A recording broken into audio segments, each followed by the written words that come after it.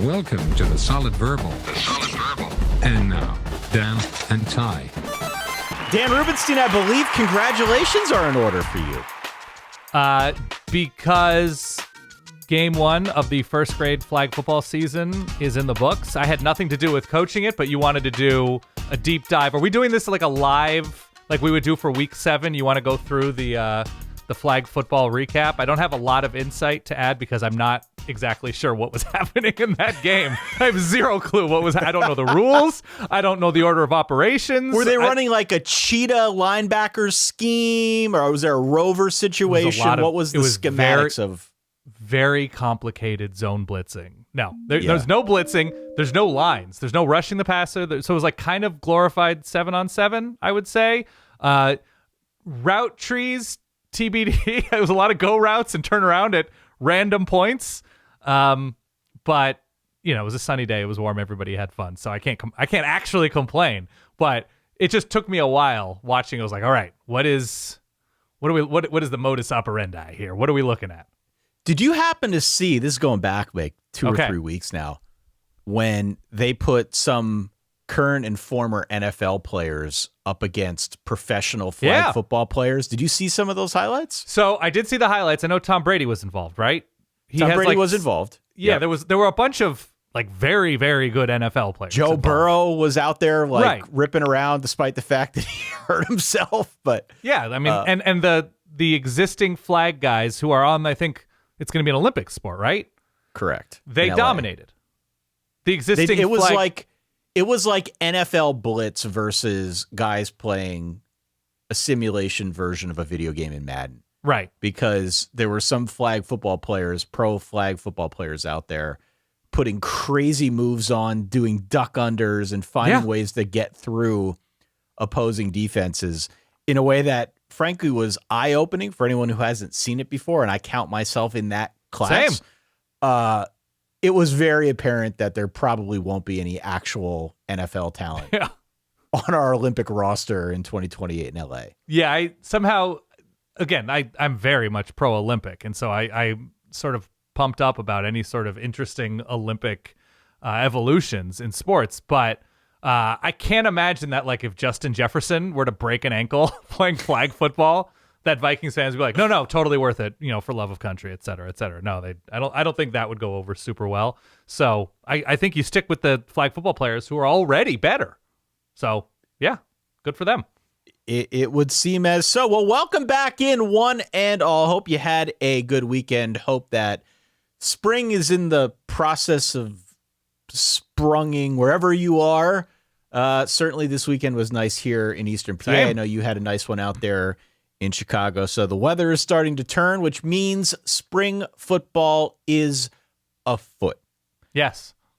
We thought on today's episode we would pay sweet homage, Dan, to some of those spring storylines, some of those spring tidbits that have come across the official desk of the Solid Verbal, both East and West.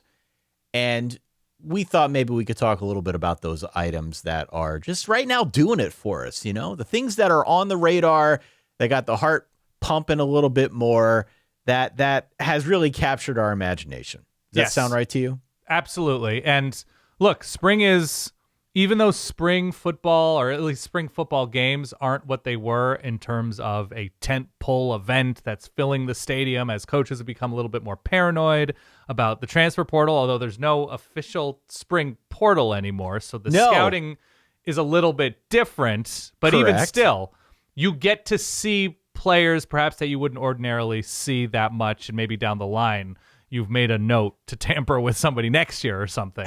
But yes, it's a little bit different, and the actual structure of these games is a little bit different, and I don't know. It takes on new context, but we've never had more people talking about these games, whether it's on like Substacks or podcasts or anything. So it seems like there's more and more information out about what's going on in the spring.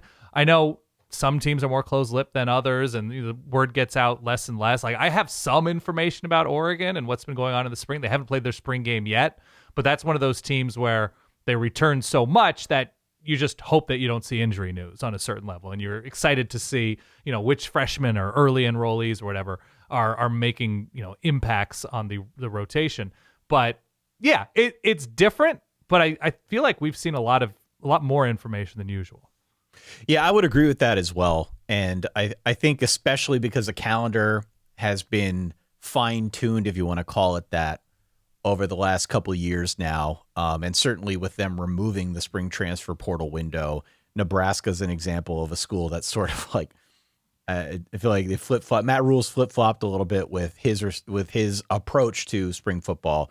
Just because there's no portal window, it doesn't mean guys can't still leave if they are really adamant about it. But yeah, it looks as though the next 2 weekends are going to be, in particular, very, very active with respect to spring football games. I'm looking at the list now. There's no way I could possibly read all of these off, but just know that each of the next 2 weekends are going to be very, very active in terms of spring football. In some cases, like if you're UCF or UCLA, it will bleed out into the first weekend of May. Washington has their spring game on a Friday night. So it's going to take a little bit longer to get through all of this. And I think we've been waiting to do a full spring recap until after we have all of the data and all of the readouts. But they have started. Spring practice is well underway at most places. And so that's where some of these headlines have popped up, Dan. Things that jump out to us for one reason or another. And we thought we might take some time here, take a knee out on the old practice field, and talk through our feelings on some interesting spring storylines. I have this from Guy Fieri. I can't wait to see this. I don't, maybe we could play that before each item. Yeah. I don't even know what that's from, but I just found it in the board here, and I thought, why not? Well, I imagine it's not from a Martin Scorsese movie. I imagine it's from something on the Food Network, but yes. That is correct. Although, would watch Guy Fieri in a Scorsese movie. I'm open to it.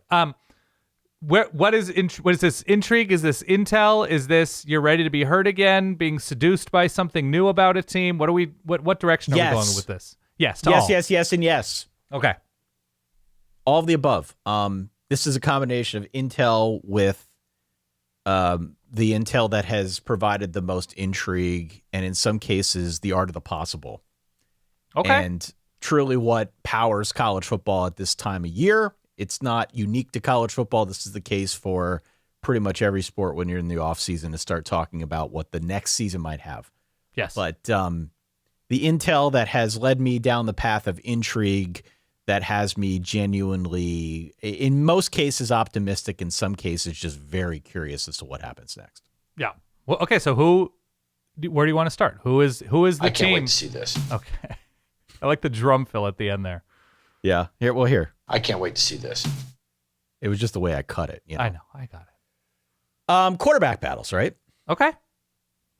Quarterback battles for me are obviously first and foremost this time of year. And what I am finding across the board, and perhaps this should not come as a huge surprise to anybody, but the teams that seem to have their quarterback situation set overwhelmingly seem to be the teams we feel the best about going into 2026. Even in some cases where there's a high-profile transfer quarterback that has come over, that has produced at their previous stop, I still generally don't feel as good about those teams as I tend to with respect to like a Notre Dame or a Texas. Right. Okay. And that includes a school like a Miami. Mm-hmm. Miami, we could talk about Miami in a little bit here. Darian Mensah, very productive. I think everybody feels very strongly that Darian Mensah is going to be one of the better quarterbacks in college football. For sure. But still, I have questions about Miami. Yeah. As a result of some turnover elsewhere. So we'll get into that. But the one that I want to start off with is Florida State. Okay. Let's talk Florida State. Florida State's in a really unique situation this year. Unique being that Mike Norvell is very much starting the year on the hot seat. That was the case last year as well. Yep. But it is very much the case going into 2026. And so what they do, mindful of the fact that this is going to be a make or break year for Norvell, they go out there and go 5-7. It's donezo. Mm-hmm. He ain't coming back next year. It looks like this is going to be between Ashton Daniels, the Auburn transfer, formerly at Stanford before that, and Kevin Sperry. Seems as if that's a two-horse race. Guys are a little bit different. Ashton Daniels a little bit more of a scrambler, a little bit bigger frame. Sperry is much more of a pocket passer, let's say. Yes. Very different. So I look at these two quarterbacks and I trace back the narrative going back to the start of the spring and really the start of even before the transfer portal. And it seems as though there was a real assumption on behalf of many that this was just going to be given to Ashton Daniels. Not that there wouldn't be a competition, but that Ashton Daniels was going to be the dude. Even the tone of voice that Mike Norvell took on when talking about his two quarterbacks seemed to imply that, well, Kevin Sperry's got he got some challenges you need to overcome, right? Yep. The tone has shifted now. There's been a real tone shift where it feels as though Mike Norvell, who is now calling the plays, remember Gus Malzahn walked away, so this is Norvell's deal on offense. There's been a tone shift where it seems as though now he's being a little bit more measured in how he goes about talking about these two quarterbacks. Ashton Daniels may have a bit of an athleticism edge, but I think there has been plenty out there now about, is he going to turn the ball over? What's it going to look like? Is he going to turn the ball over? And then on the quarterback race as a whole, it seems as though this is now a wide open race. And the intel that I've been able to ascertain now over the last, week or so seems to imply that they're going to go into the fall camp not having a great idea for who the quarterback is. Mm-hmm. And when they kick things off, it might be the first that any of us knows who is going to be the day one starter. Yeah. It just seems like this is genuinely a neck-and-neck quarterback race at this point. And TBD on who is going to get that nod. I love these types of stories, Dan, because we go into spring camp thinking one thing. We come out genuinely perplexed. Of course, it's not going to do any favors for Florida State hopefuls out there who I think would like to have things more set in stone and have an understanding for where the team is headed. But it to me feels like this is one of those races worth monitoring. Maybe not because Florida State's going to be in the college football playoff or anything crazy, right? But just because there's a lot riding on this, And furthermore, in the scrimmages that they've had most recently, because they were rotating in so many young offensive linemen, it was really tough to gauge which quarterback is ahead of the other. So for my money, and maybe not because I'm optimistic here one way or another, I genuinely don't know which direction this goes. But I just think it's notable that this seems neck and neck, and with so much riding on it for the coach and for the program as a whole, worth monitoring. Yes. Right. Yeah, definitely should be on the radar. Yes. Yeah. So on the offensive line front, they bring in a ton of new names in the portal, which I never like. I never like that if a team has to go wholesale changes and are going to depend to a probably significant degree on portal names, either for starters or significant contributors along the offensive line. That smells like trouble, especially since last year this was an offensive line that allowed a ton of pressures, and you couple that with, Florida State wasn't a bad team last year. They couldn't finish games. They gave away games. They were terrible in the red zone on defense. But it was a matter of, like, in those close games, in those 50-50 moments, there were just too many turnovers on offense and too many interceptions specifically. And so Mike Norvell, to whatever extent, has a pretty good reputation as an offensive whisperer, and we'll see if that works out this year. But, Ashton Daniels has starting experience both at Stanford and a little bit at Auburn. Had a really nice game against Vanderbilt last year, ran well against Alabama in the Iron Bowl. So obviously the seasoning advantage rides with Ashton Daniels, but I never like it when we don't see a story in the spring where it's like, oh yeah, this guy's just like so very clearly the guy. Well, and I would go a step further. I mean, clearly the Jordan Travis move worked out pretty well for Norvell. Jordan Travis had transferred in, right? That was one of the early sort of building blocks of the entire Norvell operation.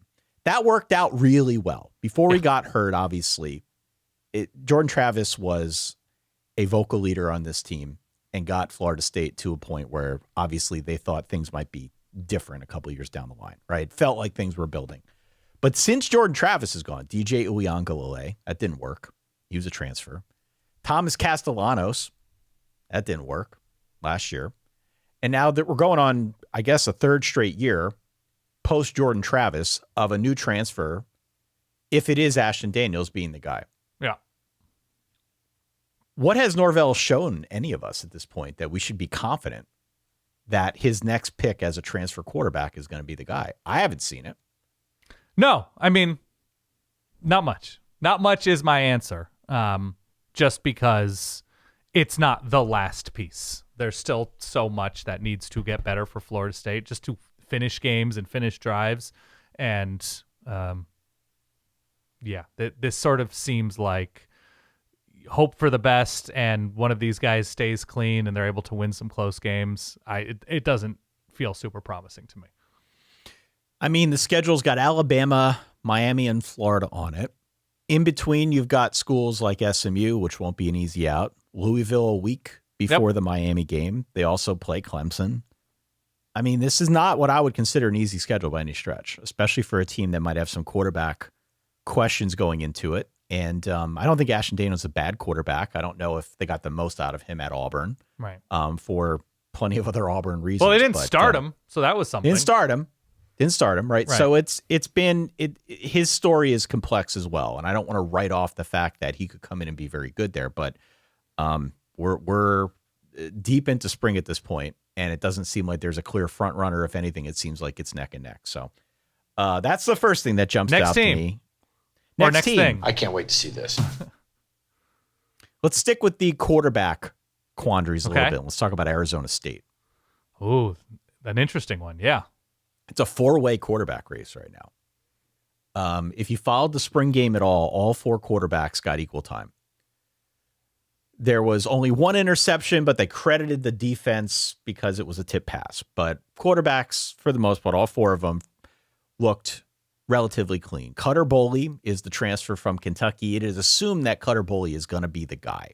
Right. But he's been pushed by Jake Fetty, who is their true freshman. Cameron Dyer is another name that's been around college football for a bit.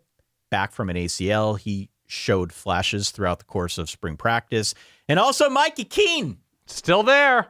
Mikey Keene still playing. Can't count him out. Actually, in the early part of spring practice, he impressed. I haven't heard much about him since then, but the takeaway from the spring scrimmage anyway is that all 4 quarterbacks were clean. Right. What I would call out here, though, is Cutter Boley, who, as I mentioned, was assumed to be the starter, definitely had a bout with interceptions early on in spring practice. And Jake Fetty has come in and has been very consistent.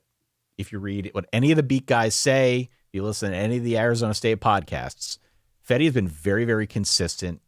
He has shown mobility. He's shown really good touch. It just seems as if he gets it, to the extent that Kenny Dillingham has gone out there publicly and praised what he has seen. Yep. So if we were to take anything away from that, I think there is a real question as to whether or not Cutter Boley separated himself enough via spring, or if this is going to go into the fall. My hunch is it's going into the fall. My guess is Cutter Boley has not looked incredible this spring. If we're talking about a 4-way battle. And so I'm being a little bit generous here with how I describe you're being this, diplomatic. It does not sound like he has been like the authoritative guy, like, oh, he's everything as promised. And I don't know what the enthusiasm was in Lexington to have him back, but he was brought in with fanfare, with, SEC starting experience, has made a bunch of big throws, has had good games against tough teams.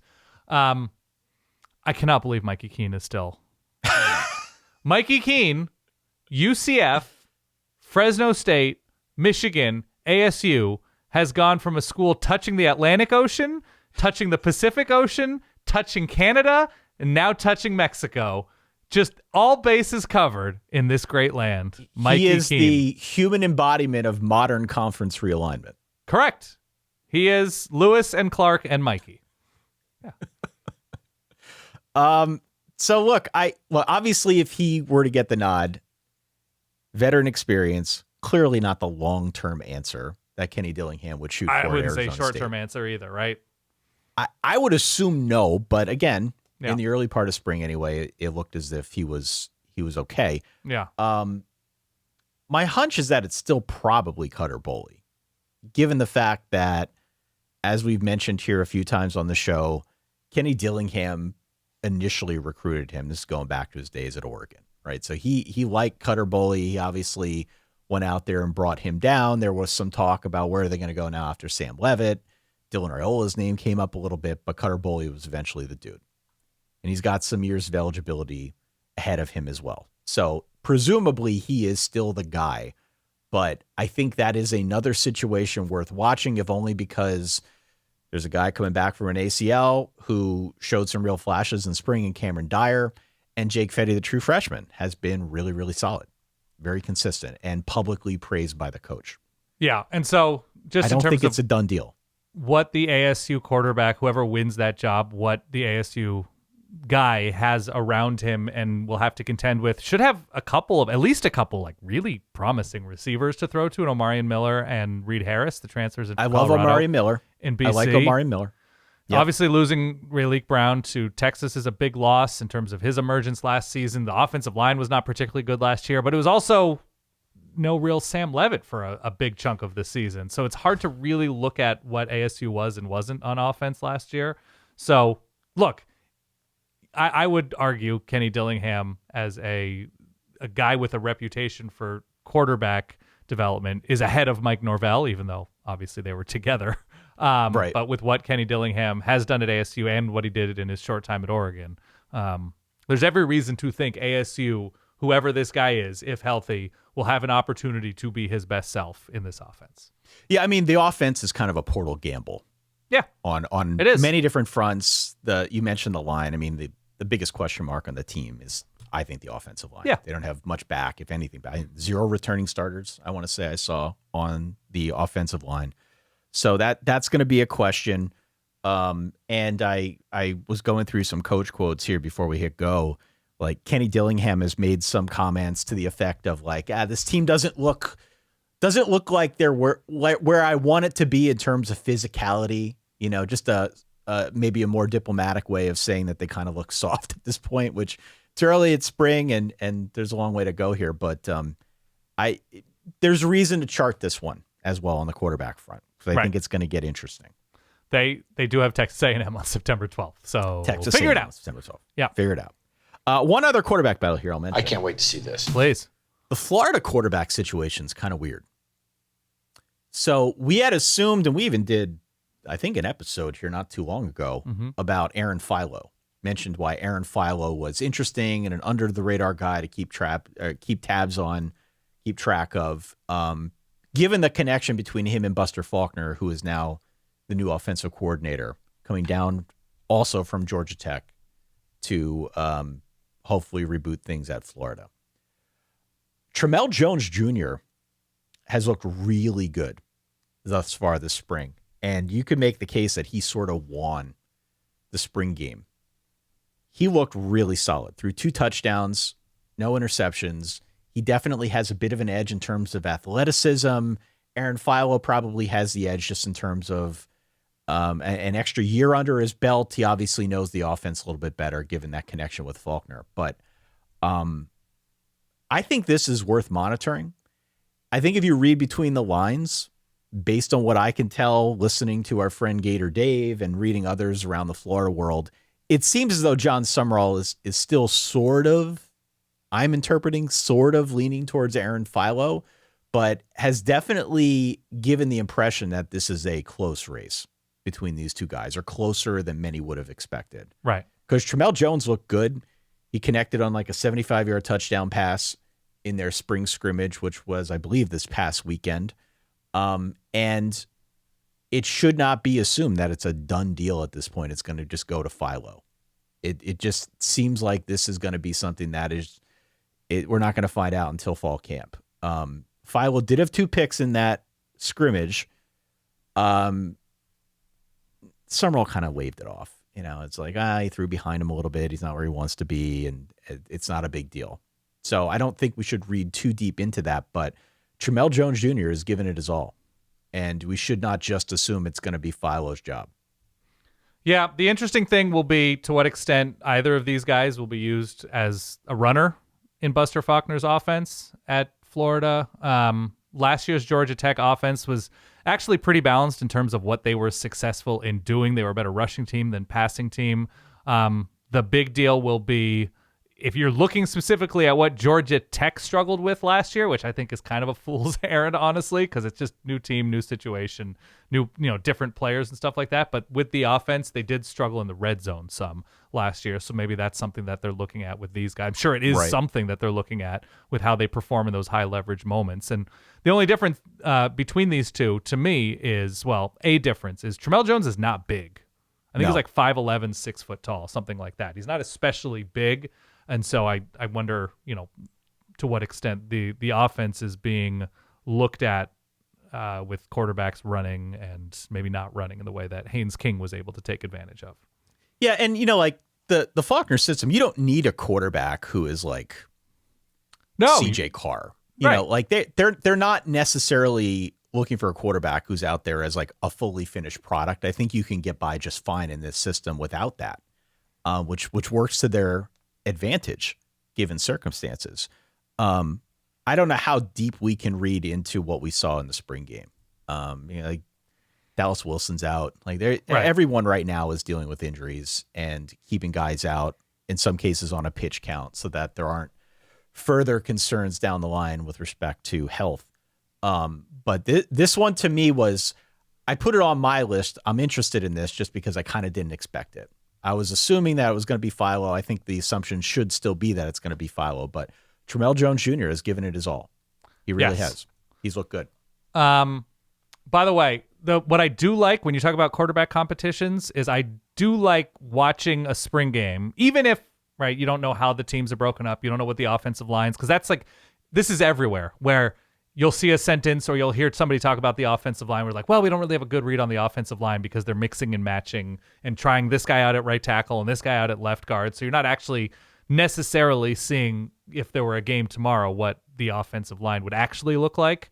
But what I do like seeing is what the reports are out of the A game, the Alabama spring game, where basically there is this unified opinion. You're like, oh yeah, Keelan Russell's better. Well, hold on. Yeah. I can't wait to see this. Okay. So give me I didn't read enough on the 8A game. Yeah. And because I've been nose down looking at some of these other races. I know you flagged the Alabama one. Mm-hmm. Very high profile quarterback battle.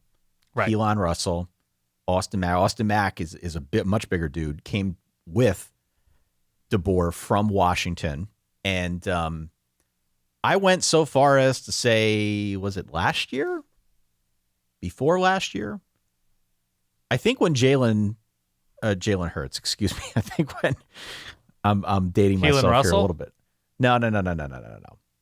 I'm going back to DeBoer's first year. Oh, Milroe? Jalen Milroe. I recall saying that I wouldn't be surprised if they turned it over to Austin Mack. Right. Because it didn't feel like Milroe was a great fit for what DeBoer wanted to do. Now they found a way to do it. Or Ty Simpson that year was also the or Ty Simpson, yeah. Right? Like it was, I've been waiting. This is a long way of saying I've been waiting to see what Austin Mack could do on center stage when he gets his time. But is it going to be Austin Mack or is it going to be Keelan Russell? Because Keelan Russell is very, very good as well. Mm-hmm. Okay, Austin Mack was a little bit dinged up. He didn't throw as many passes as Keelan Russell, I don't believe. The other big thing is just, so it's not Ryan Williams anymore. It's Ryan Coleman Williams. Williams, RC Dub. Get that in your lexicon. I think it's Cedarian Morgan is the big new true freshman receiver who's come in. He turned heads. And so there's obviously offensive line questions, linebacker questions for Alabama. The secondary looks like it's an incredible spot. New full-time guys along the defensive line.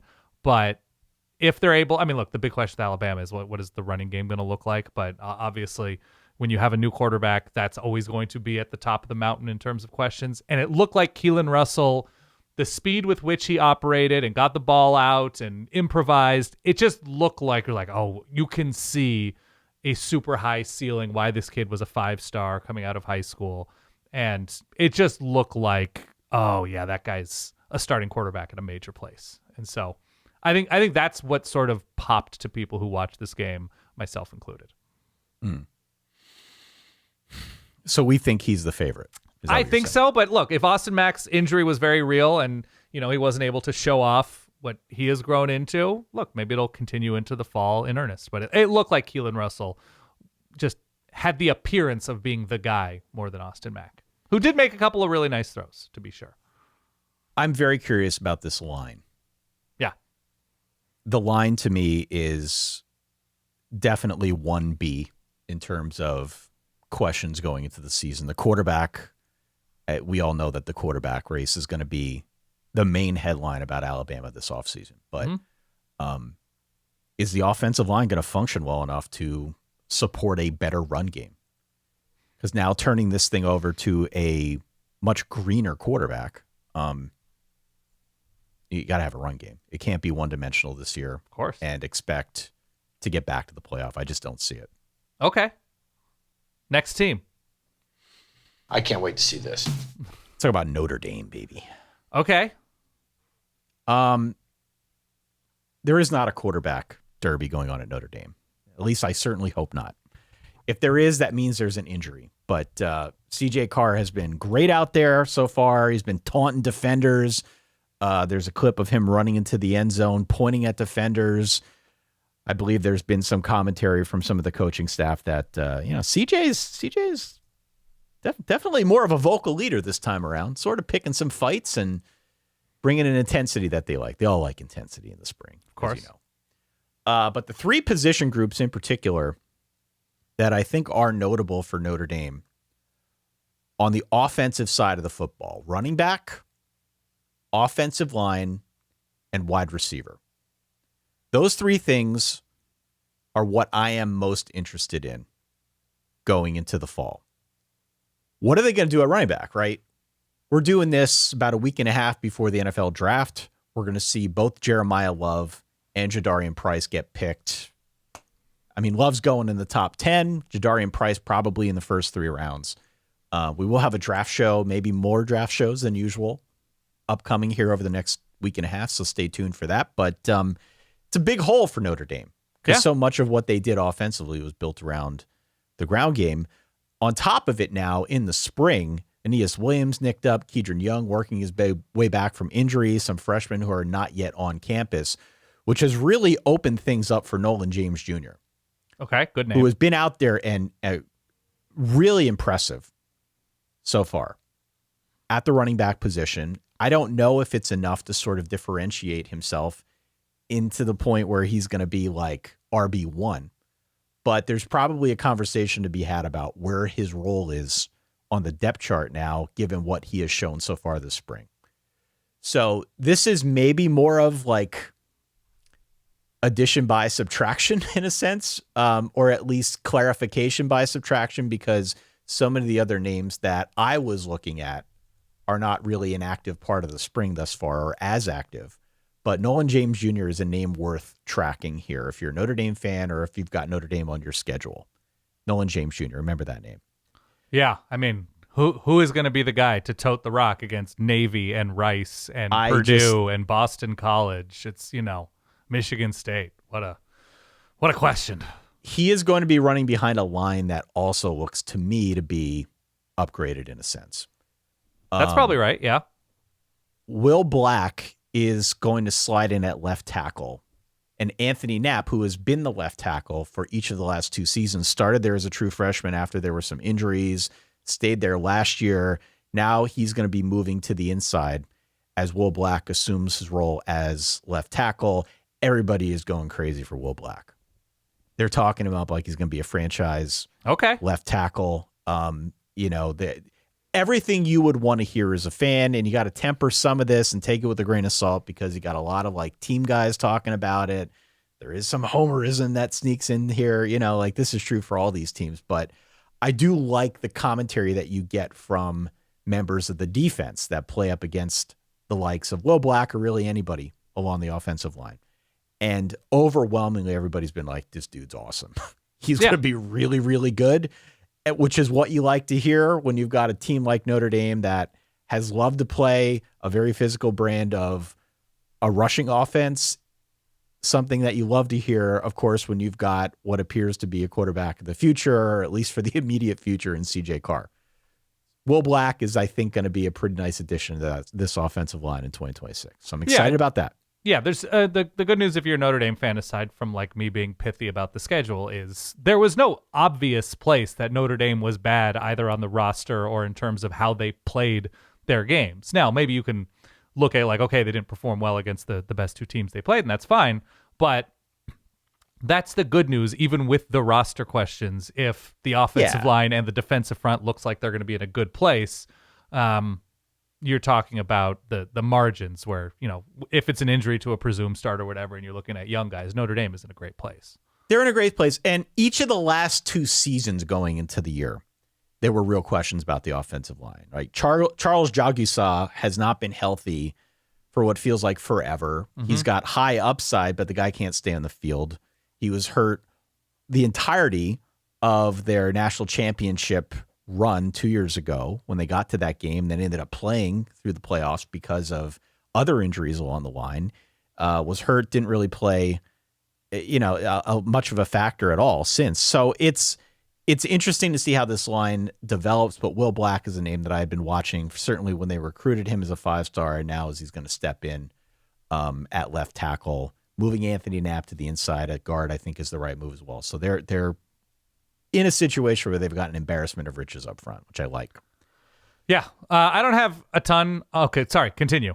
The only other thing I was going to mention is that Jaden Greathouse is still not healthy out wide. Okay. Which is a bummer for him, and I was a huge Jaden Greathouse believer, and I was hoping we'd see more out of him last year, but he just could not get healthy. And now what's happened? He had 9 targets and 4 catches last season. Yeah. I mean, he was not a presence at all. He was hurt the whole year. Yep. And so Notre Dame is not going to stand by idly and just give the job to Greathouse whenever he's good and healthy. They went out in the portal. They brought 2 guys over from Ohio State. They've also recruited well at that position. They're going to have a very, I don't want to say a deep receiver room. They're going to be deep with options at receiver. Right. And so some of what we have seen now in the spring is some of these younger guys popping. The name to watch is Bubba Frazier. Bubba Frazier was not the highest ranked recruit that they brought in this class. He's certainly not the biggest guy. I think he's like 5'10", but everyone out there has been complaining about trying to cover this guy.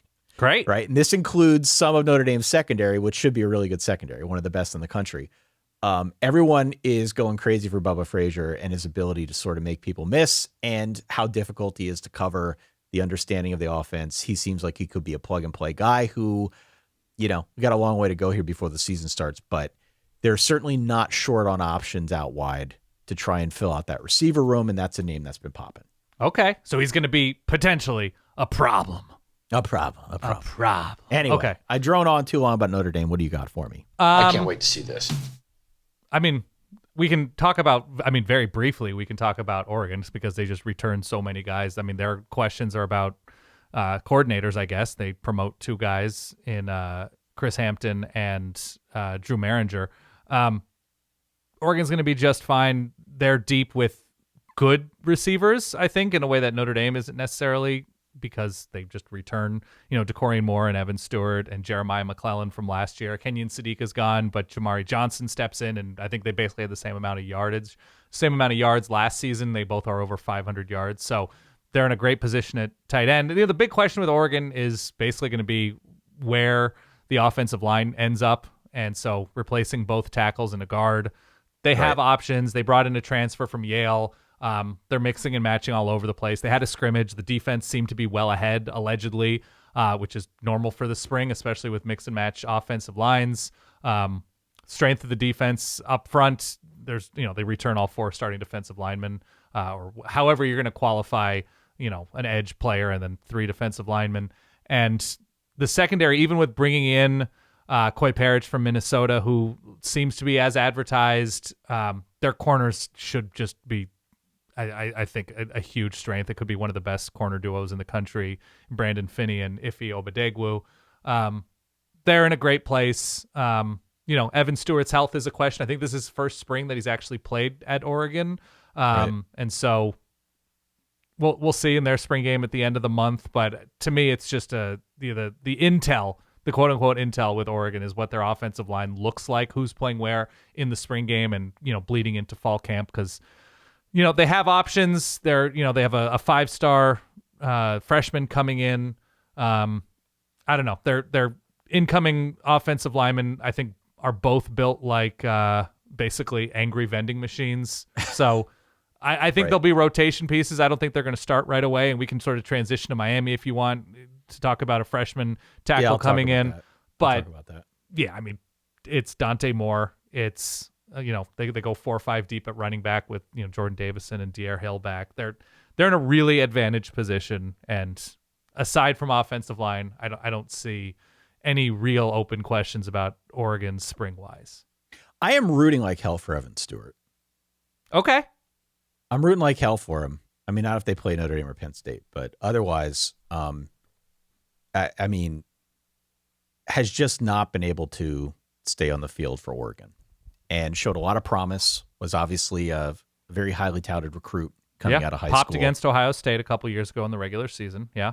I mean, showed that he can be an explosive vertical threat, very slippery after the catch. Yeah. I mean, he has so much of what you want out of a receiver, but the guy's got to stay healthy. Yeah. So seeing him out there in the spring, and I know wanting to play on, what is it, the 25th, their spring game is paramount for him. So I'm curious to see if he's able to play a factor this year for Oregon. Yeah. That would obviously make Dante Moore a lot more dangerous as a passer.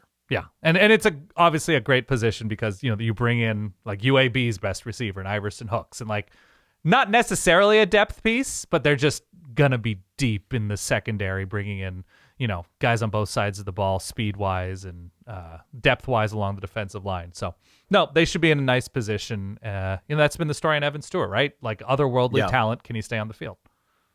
All right, you mentioned Miami. Where's my thing? I can't wait to see this. So I can't wait to see this actually. Good. I whiffed on Miami last year pretty bad when we did our preview. They didn't win the ACC. They didn't win the ACC, so I guess I was right about that. Yeah. But my thought was that they were going to be slower on offense, if only because it was definitely a shift in personnel going from the likes of Cam Ward to Carson Beck. Those are two very different quarterbacks, Dan. What I could not have accounted for and certainly did not account for is how good they'd be along the offensive line. I should have known. I think I willfully chose to ignore it because they played Notre Dame in week 1. And nobody knew about Malachi Toney as a true freshman. Malachi Toney was incredible. He was a constant threat. So coming into this season now, I'm trying to be a little bit more balanced with respect to Miami. I have nothing but the highest praise for Darian Mensah. Maybe not with respect to how he got to Miami and his business acumen, but in terms of him on the field, there's not a whole lot to doubt there. Right. He's somewhere in between Cam Ward and Carson Beck. He's clearly an accurate passer who knows how to process. He'll do just fine in the Shannon Dawson system. And Malachi Toney is back for a true sophomore campaign. We know the deal with him. He is a menace out there. But what I'm looking at is this offensive line now, because pretty much the entire offensive line is new.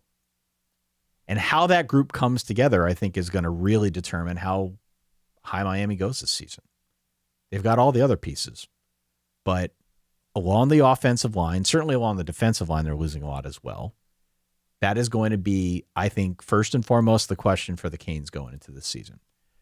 So thus far, Jackson Cantwell, what was his deal? I'm trying to remember the deal with Jackson Cantwell coming out of high school. He was like committed to Miami and then not committed to Miami. What am I trying to remember here about Jackson Cantwell? He was just a huge name. He was down to, I want to say, Miami, Georgia, and Oregon. I remember Georgia. Yeah. I don't know if you're conflating him with, I think it was Jared Curtis, who was committed to Georgia, decommitted, looked like he was going to Oregon, recommitted to Georgia, and then committed to Vanderbilt because he's from Nashville. Jackson Cantwell was just sort of down between those schools and looked good for all three at a certain point, but obviously with Mario Cristobal and Alex Mirabal's track record with offensive linemen ended up there. There were stories about just how much Miami offered, and by every indication. Maybe that's what I'm thinking of. I don't listen. Look, there's a million recruiting stories every year now that revolve around the money and the offers and stuff like that. So I'm getting them mixed up a little bit. But I had anyway, heard continue. from in the offensive line world, and there were a number of really big and well thought of offensive linemen coming into the 2026 class, that Cantwell is the like, oh, this guy's looks like and has the brain and body and maturity, like, oh, this is just like an NFL player, right? That Right. he is ready to play immediately and just understands the nuances of the position and is just, built for success almost immediately. So everybody's looking at him as like he is going to slide into a tackle spot almost immediately in the way that, with Mirabal and Cristobal, Penei Sewell was able to do at Oregon. From day one, Right. Penei Sewell started at left tackle. Only had him for 2 years because he sat out 2020, but thought of in that same way, that it was like an effortless transition. And it seems as though that's going to be the case here Right. again for Jackson Cantwell, because he is a true freshman and he's been damn impressive so far. Yeah. He's been really, really good for Miami in the early goings, and there's no reason to expect that he's not going to be the starting left tackle week one. It is kind of So- amazing with Miami, not to interrupt, but to briefly interrupt. They're like, yeah, Terry Mensah, good quarterback, right? The back half of his year was sort of uneven and not as impressive for Duke last year. Still won the ACC. Brings over his best receiver in Cooper Barkate, the Harvard to Duke to now to Miami transfer. Mark Fletcher's back. And so if you're going to give Mario and Alex Mirabal the benefit of the doubt, that's me doing my best Jesse Palmer impression with like over noticing a position You have coach. to say the and Alex coordinators Mirabal offensive line. several times. That's right. Yeah. Defense is loaded, right? So that if they're able to figure that out, and by all indications, Darian Mensah is as advertised, he should have the opportunity to practice against, even without the defensive linemen who are gone in Mesidor and Ruben Bain, on all three levels. There's a ton of experience and a ton of talent, and I haven't even mentioned Malachi Toney as you did. Miami should be in an amazing place. I mean, they should. I mean, they have to replace like 22 sacks, I want to say, walking out Sure. the door with Bain and Mesidor, both of whom are going to be drafted in about a week and a half as well. So they're losing a lot, and that's not even counting the totality of the pressures that they added to the tally sheet in 2025. But I think they'll be fine. Damon Wilson, right, comes over from Mizzou. That's a pretty big ad that figures to be kind of like the primary replacement. I don't think he's closing that gap on his own, but there's enough there to feel good about Miami and their pass rush and what they'll be along the defensive line. But offensive line for me is really the question. And we tend to assume a lot when we're talking about a Cristobal team. And I don't see any reason to doubt that coming into the season, but there's plenty of new on this roster, and what the line looks like to me is of particular interest, which is why I jotted them down on my list here. By the way, So far, so good.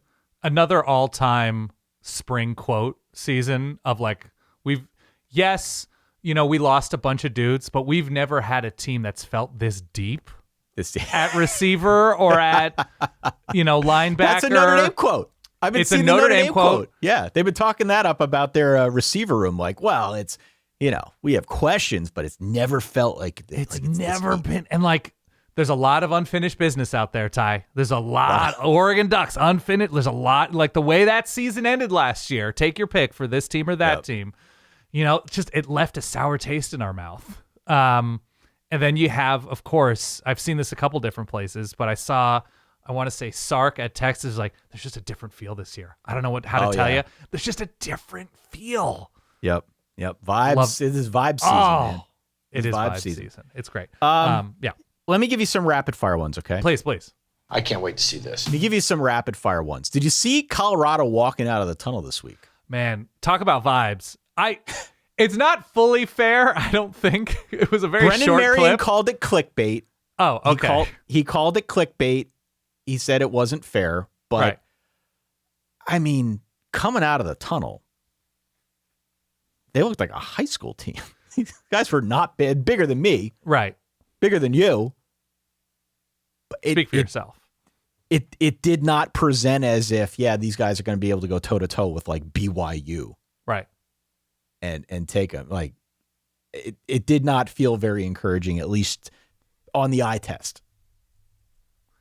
I'm with you. I also noticed the crowd for the spring game, which again, spring game context is very different than it used to be, but there was a lot of excitement for Coach Prime's first year, second year, whatever. Folsom Field, it kind of looked like a White Sox game in mid-August. The vibes were not as electric as they were these last couple years in Boulder, but we'll see. I'm interested in Jaden Craig, the Harvard transfer at TCU. I have been detecting reports around his arm strength. Okay. i.e. underthrowing passes, i.e. if your arm isn't super strong, you need to do a little bit better in the anticipation department and throwing guys open instead of waiting for them to come open. Sure. We have seen some issues around that to the extent where some in the TCU world have talked about, do they need to tweak the offense if he's the unquestioned starter? Right. Right. So if we can't throw downfield the way we might like, are we playing a little bit more pickleball? Is it a shorter field? Yeah. Than some would expect. I don't know if that's true. I don't know if that's fair. We certainly know that Jaden Craig is a little bit more of a runner. He's a bigger guy than the likes of Josh Hoover. And for what it's worth, he didn't really turn the ball over nearly as much as Josh Hoover did. So maybe there's an upgrade and maybe it all comes out in the wash. He was an Ivy League quarterback, to be sure. So different than throwing into like the Texas Tech defense, but yes. I'm with you. I'm just pointing out some of why this makes it interesting to me. Right. And this makes it interesting to me to see what Jaden Craig looks like in the Big 12. Yeah. I mean, look, Josh Hoover last season completes 65% of his passes. I think Sonny Dykes was very clear about his thoughts about the turnovers that Josh Hoover was involved with. And then you had the back and forth with he and Kurt Signetti. But I don't love to see that kind of thing in spring where it's like, oh, he doesn't really have much of an arm. And maybe that's being overblown in spring and but I've just not an ideal first impression. I haven't seen it phrased as he doesn't have much of an arm. Okay. But I have seen a lot of like indirect reference to the arm strength. Illusions? Yeah.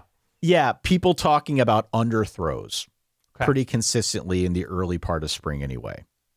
So just watch that. Just watch that. Oklahoma State, man.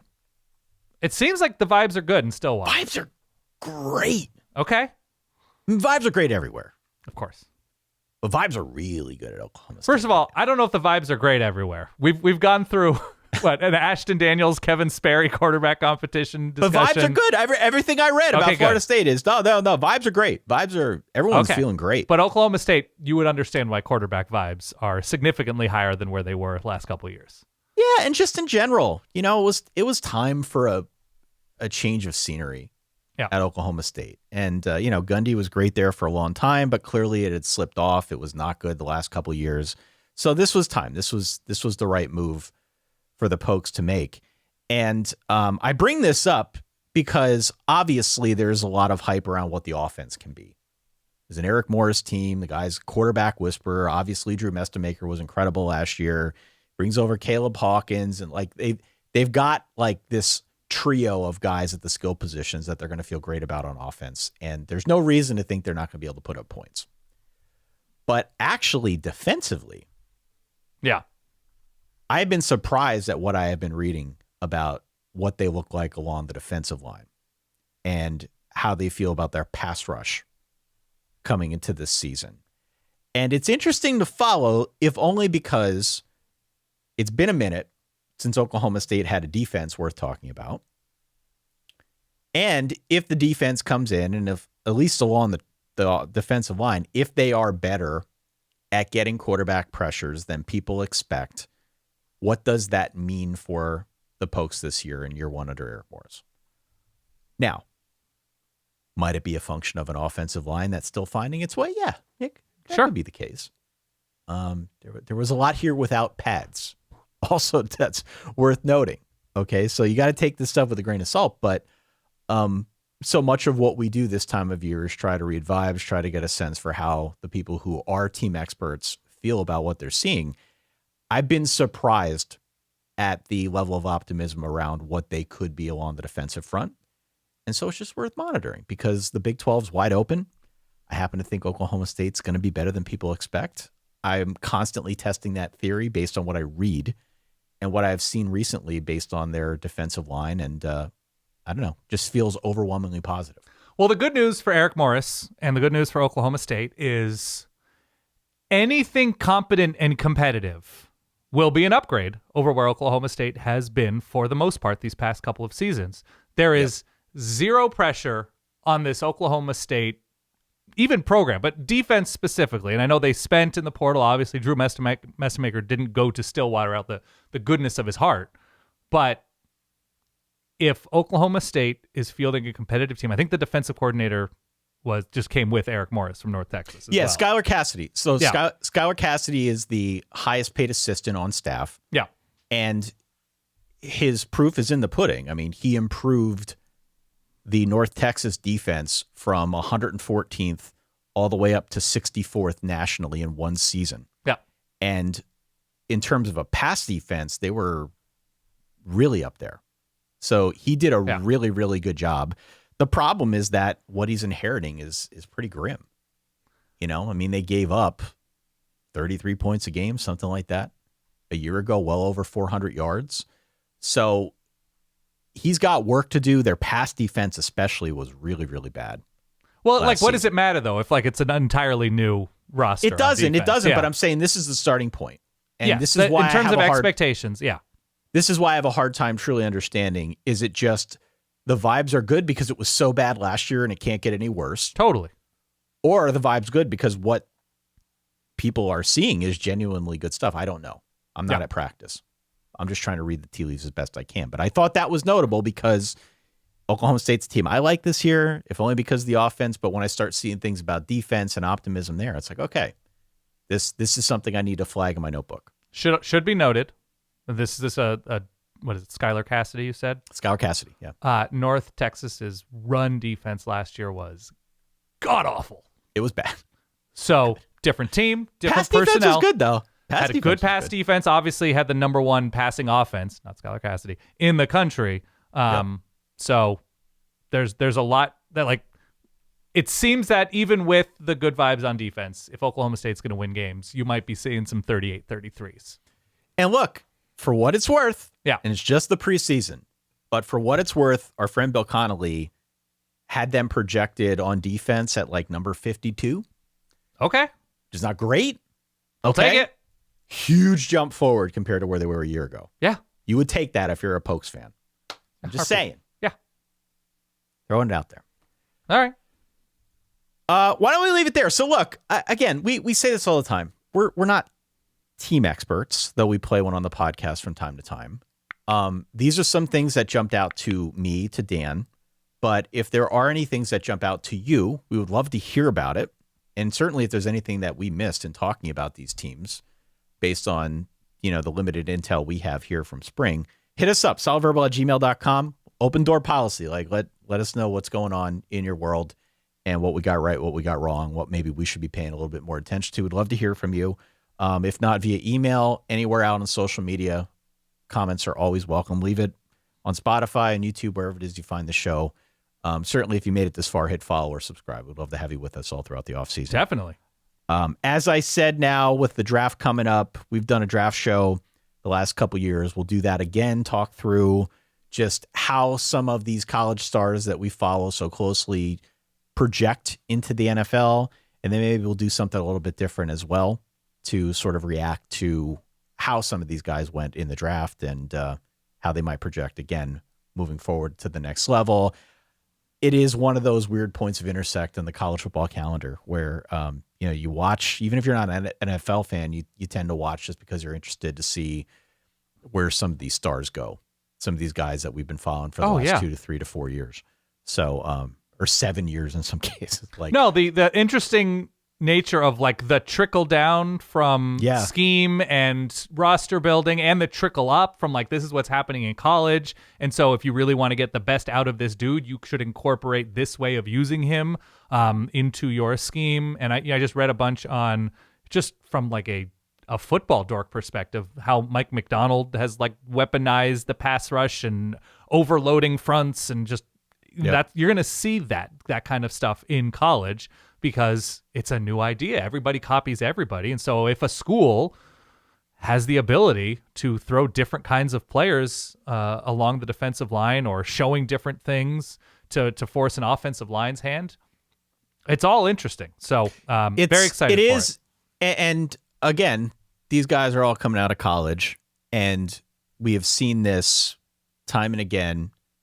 The schemes you see in college, the best of them anyway, given the personnel moving up, that stuff tends to find its way, filter ever so slightly into the NFL and some of the schemes that you see on Sundays. So it's all connected here in the Verballerhood. We appreciate having everybody stop on by and download and support the show. Verballers.com is where you can go if you want to sign up, get ad-free episodes, bonus perks, and the like. We will be back a little bit later on this week, but we hope to hear from you before then. For that guy over there, Dan, for myself, Ty, we'll catch you all on Thursday. Stay solid.